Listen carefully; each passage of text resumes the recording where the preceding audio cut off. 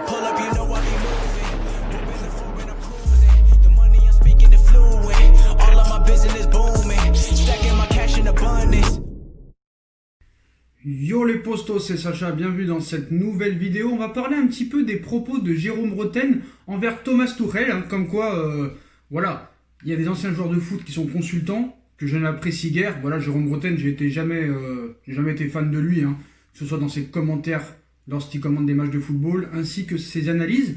Mais là, il a parlé sur Thomas Tuchel, donc on va dire, oui, c'est normal Sacha, t'aimes pas Tuchel, c'est normal que t'es d'accord avec Tuchel. Non, en soi, ce n'est pas du tout ça, c'est que là, sur ses propos, le mec...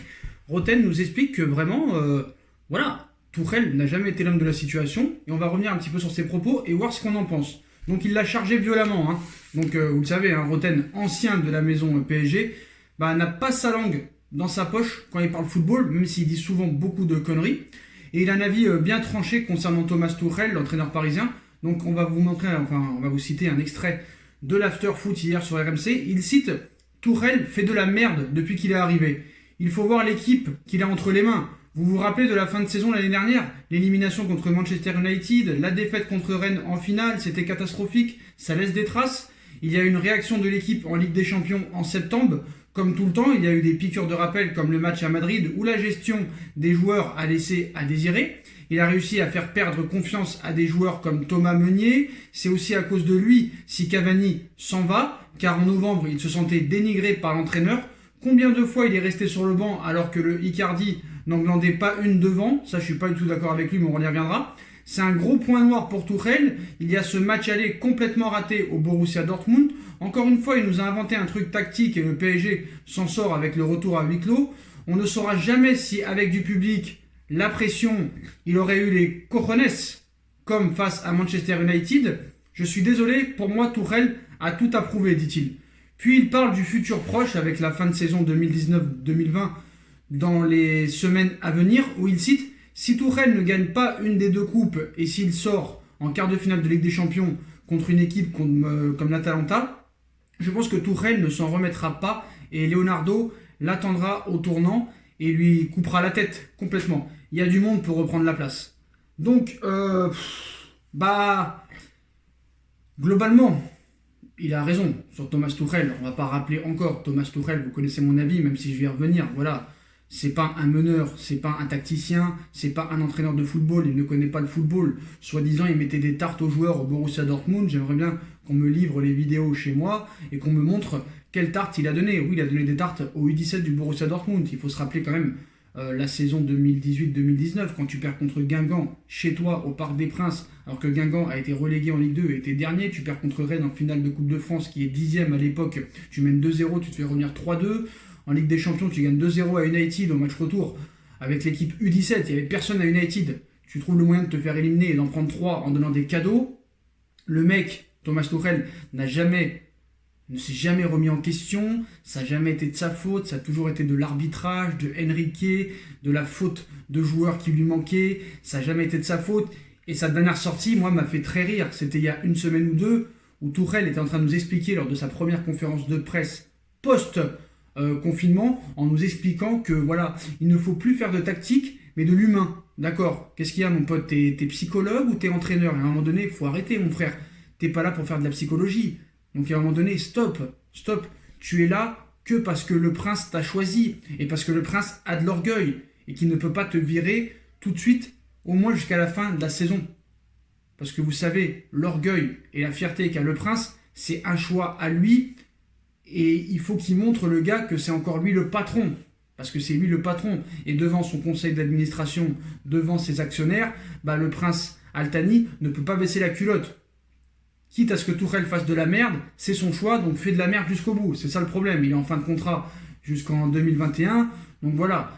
Mais moi, j'espère vraiment que quand Leonardo a maintenu Thomas Tuchel lors de son interview au JDD, j'espère que c'est de la communication à la Leonardo, et que j'espère, quoi qu'il en soit le résultat en Ligue des Champions, qu'il partira après la Ligue des Champions. Vraiment, je l'espère. Allegri n'attend que ça. Allegri a encore parlé cette semaine en disant que voilà, il a envie d'un gros challenge avec une équipe qui a des ambitions. On sait que tous les autres clubs ont leur entraîneur et c'est pas prêt de bouger.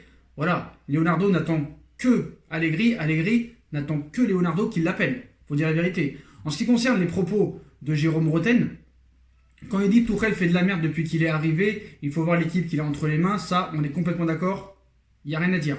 Par contre, là où je ne suis pas d'accord sur les propos de Rotten, c'est quand il dit qu'il a réussi à faire perdre confiance à des joueurs comme Thomas Meunier, ça, je suis aussi assez d'accord.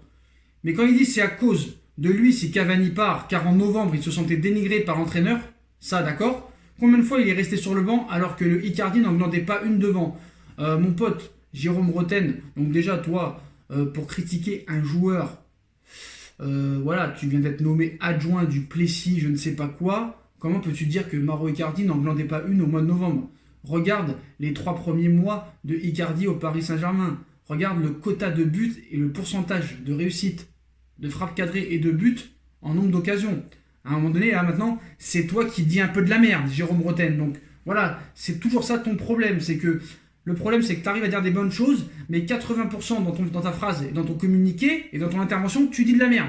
Voilà, Mauro Icardi est 10 fois plus fort qu'Edinson Cavani, même si Edinson Cavani peut-être sur les replis défensifs, sur les courses, sur les espaces, peut-être apporte plus de choses. Mais il faut que tu comprennes que Mauro Icardi est un neuf à l'ancienne, que c'est un renard des surfaces et que c'est un planteur. Et quand tu dis que Mauro Icardi n'en glandait pas une, pourquoi quand Neymar et Mbappé ne couraient pas, pourquoi lui va courir? C'est comme ça avec Icardi, c'est un fou dans sa tête, vous le savez très bien, c'est un Argentin. Il avait dit aux supporters de l'Inter, moi s'il continue à me casser les couilles, je vais venir avec l'armée argentine d'où je viens de Rosario et je vais tous les dégommer. C'est comme ça que marche Mauro Icardi, il a pas, voilà, ça a bougé les chaises avec Tourelle avant le match contre le Borussia, il a peur de personne. Et ce qu'il faut savoir, c'est que quand Icardi fait un mauvais match, c'est pas qu'il n'a pas d'occasion. Icardi n'aura jamais d'occasion, presque. 8 sur 10, il va te la mettre au fond. Sauf problème, c'est quand il n'a pas de ballon, tu ne peux pas marquer de but. C'est un 9 à l'ancienne, Mauro Icardi. C'est un Lewandowski. Faut dire la vérité. C'est un R9, c'est un de ces genres. Bon, je ne vais pas le comparer à R9, commencez pas à vous emballer en commentaire. Mais voilà, c'est un renard des surfaces. C'est un Gerd Müller de l'époque. C'est un David Trezeguet. Voilà. C'est un Lewandowski, c'est un renard des surfaces. Voilà. Et même, moi, je trouve qu'il a fait beaucoup d'efforts défensifs dans quelques matchs, Mauro Icardi. Donc, voilà. Après, encore une fois, il nous a inventé un truc tactique contre le Borussia, d'accord, et le PSG s'en sort avec huis clos. Par contre, quelque chose d'intéressant dans les propos de Rotten, c'est quand il dit on ne saura jamais si avec du public, la pression, il aurait eu les cojones comme face à Manchester United. Je suis désolé, pour moi, Tourelle a tout approuvé. Tourelle n'a rien à prouver. Tourelle n'est pas fait pour être entraîneur de football. Voilà, sa place est en Bundesliga pour entraîner des équipes comme Augsbourg, Werder de Brême et Hoffenheim. Voilà, ce n'est pas un leader, c'est pas un mec qui va t'apporter un leadership. Et ce qu'il faut savoir, c'est qu'il y en a beaucoup qui croient que Tourelle est un gros entraîneur parce que dans ce pays qui est la France, on aime les losers. On n'aime pas les gens qui ont de la réussite, on n'aime pas les gens riches, on n'aime pas les gens qui excèdent dans leur domaine. Si par exemple Thomas Tuchel était un grand entraîneur et aurait tout gagné sur son passage, on aurait dit Tuchel est une merde. C'est comme ça qu'on pense en France. Voilà. Et puis moi je suis assez déçu aussi des supporters parisiens parce que voilà, à l'époque de Boulogne et Auteuil, avant qu'ils soient dissous à l'été 2010, on entendait des Luis Fernandez d'émission, des Guy Lacombe, des Laurent Fournier, des Vaïd Aïdodik d'émission. Depuis que QSI a racheté le Paris Saint-Germain en 2011, je n'ai jamais entendu un Camboire d'émission, un Ancelotti d'émission, un Laurent Blanc d'émission, un Emery d'émission, un Thomas Tuchel d'émission. Pour eux, maintenant, les supporters de maintenant, c'est 100% la faute des joueurs, parce que c'est eux qui sont sur le terrain. Mais j'aimerais expliquer à ces nouveaux footix quel est l'homme qui met les joueurs sur le terrain, qui fait le système de jeu, qui fait le système tactique, qui fait la mise en place défensive, la mise en place.